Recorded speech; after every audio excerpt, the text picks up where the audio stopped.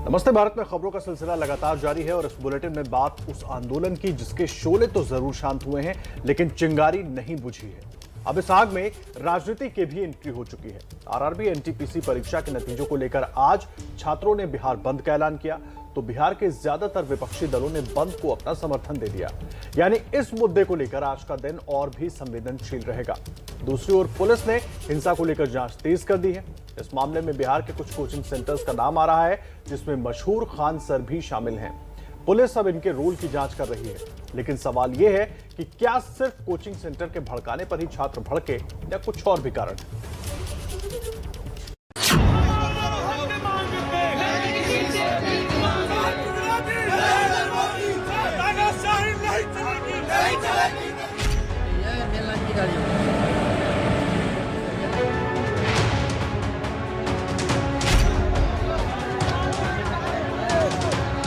UP और बिहार के छात्रों के गुस्से की आंच अब देश के दूसरे शहरों में भी पहुंच चुकी है। हालांकि आग थोड़ी ठंडी जरूर हुई है, लेकिन तस्वीरें इस बात की गवाह है कि अभी बुझी नहीं है। मामला स्टूडेंट्स जैसे बड़े वोट बैंक का है, इसीलिए राजनीति की भी फुल एंट्री हो चुकी है।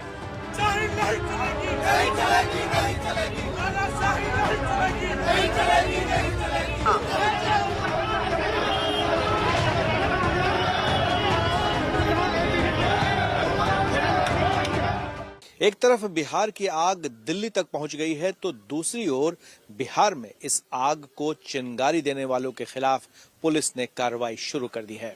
इसमें नामी गिरामी कोचिंग सेंटर के मालिकों के साथ साथ कई और लोग भी आरोपी बनाए गए हैं। एफआईआर में मशहूर खान सर के अलावा 6 शिक्षकों के नाम भी शामिल हैं।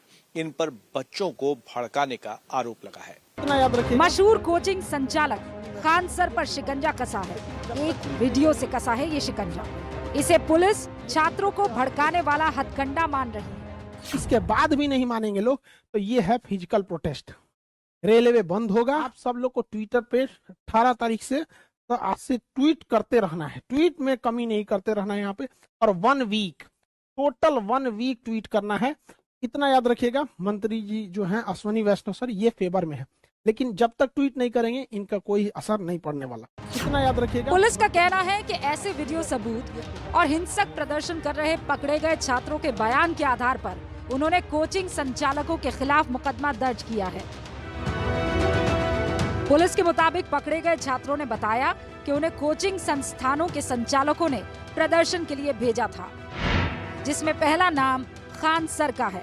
इसके अलावा छात्रों ने एसके झा, नवीन, अमरनाथ, गगन प्रताप और गोपाल वर्मा का नाम लिया है। ये सभी बिहार में कोचिंग चलाने वाले मशहूर टीचर्स हैं। छात्रों के गुस्से की आग के पीछे इन मशहूर टीचर्स का नाम आने के बाद स्टोरी में एक नया ट्विस्ट आ गया है। इसीलिए एबीपी न्यूज उन इलाकों में पहुंचा है जहां ये कोचिंग संस्थान काम करते हैं। हमने कोचिंग ले रहे इन छात्रों से पुलिस के आरोपों पर बात की। सर कुछ ऐसा बोले नहीं है कभी उसको लेकर, और वो परसों रात में भी आए थे। वो बोले थे कि गणतंत्र दिवस के दिन कुछ ऐसा नहीं होना चाहिए। खान सर ऐसा कुछ भी नहीं करवाए हैं कि जिससे कि हंगामा हुआ है, तोड़फोड़। खान सर ये हर वीडियो में बोले हैं कि ना तो तोड़फोड़ होना चाहिए ना तो कुछ होना चाहिए। ऐसा कुछ भी सर ने जहाँ तक हुआ है हम लोग को रोकने का काम किया है, ना कि भड़काने का काम किया है। इसी की यही वजह है कि कल आसपास राजेंद्र नगर पटना या आसपास कहीं भी आपको इस तरह का किसी भी तरह का घटना नहीं घटा है। कभी भी जो उनका कोई भी ऑफिशियल वीडियो उठा के देख लीजिए, वो लड़कों को प्रोवोक नहीं कर रहे हैं आंदोलन के लिए। यहाँ तक कि वो समझा रहे हैं कि ऐसा करना गलत होगा। क्या खान सर ने आप लोगों को प्रोवोक किया? साफ है कि छात्र टीचर्स के साथ है, लेकिन प्रशासन का कहना है कि वो कानून के मुताबिक ही एक्शन ले रहा है और टीचर्स को भी सफाई का मौका दिया जाएगा। जो नाम आए हैं और पूछताछ में आए हैं और एफआईआर में अगर हैं तो उनको जरूर मौका दिया जा रहा है और वो अपना पक्ष पुलिस के सामने स्थानीय थाना में रख सकते हैं। अगर साक्ष्य पाया जाता है तो नियमानुसार जो कार्रवाई होगी पुलिस करेगी, और अगर कोई साक्ष्य नहीं पाया जाता है, कोई फंसाने के लिए किसी का नाम ले लिया हो में भी, तो कार्रवाई नहीं होगी। क्या छात्र सिर्फ कोचिंग संचालकों के उकसावे से भड़के या इसके पीछे कुछ और भी कारण है? ये समझने के लिए हमने उन छात्रों से बात की जो रेलवे भर्ती परीक्षा या ऐसी ही दूसरी प्रतियोगी परीक्षाओं से जुड़े हैं।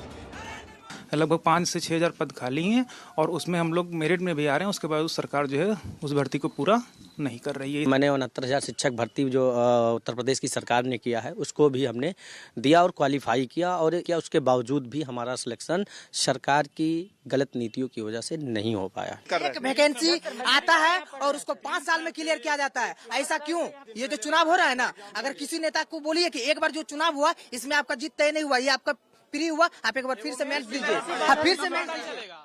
छात्रों के उग्र प्रदर्शन के पीछे कोचिंग सेंटर के मालिकों का कितना हाथ है, इसका जवाब तो पुलिस ही दे सकती है। लेकिन इस सच से इनकार नहीं किया जा सकता है कि नौकरियों में भर्ती प्रक्रिया में बहुत सारी खामियां हैं, जिसका असर छात्रों पर सीधे पड़ता है। हम 2015 से बिल्कुल अपने पेपर दिए जा रहे हैं, और हालांकि ऐसा है कि सारे पेपर हम क्रॉस भी कर रहे हैं, बट ये है कि एक भी भर्ती नहीं आ रही है। मैं 2015 से एग्ज़ाम दे रहा हूँ, 2015, 17, 18 सब दिए हैं। बहुत टाइम 3 साल 4 साल लग जा रहे हैं कि भर्ती क्लियर करने में। अभी तो 2016 का बैच था SI का, अभी पोस्टिंग अभी हुई 2022 में। तो फिर पेपर नहीं होता है, और पेपर हो भी जाए कैसे तो फिर रिजल्ट नहीं आता है, और रिजल्ट आ भी जाए तो फिर वो फिर टल जाता है, फिर दोबारा होगा, ऐसे होता रहता है। SI का देखिए 2000 की भर्ती 2016 की भर्ती थी, इन्होंने एग्जाम करा करके मतलब एग्जाम करवाए, इन्होंने ट्रेनिंग कराने के बाद भी जो है पास आउट परेड न करवा करके इन्होंने घर पे रखा। यानी आंकड़ों पर तो सरकारी दफ्तर कर्मचारियों की कमी से जूझ रहा है और सड़क पर युवक एक अदद नौकरी की तलाश में भटक रहे हैं। ये तस्वीर क्यों, ये जानने के लिए जब हमने एक्सपर्ट्स की राय ली तो एक नया ट्विस्ट मिला।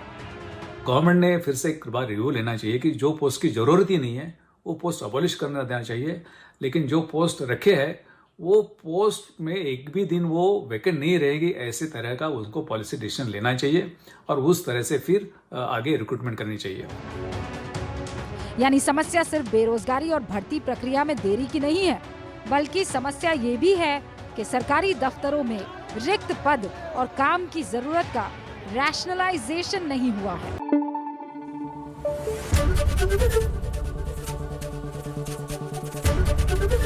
ABP न्यूज आपको रखे आगे।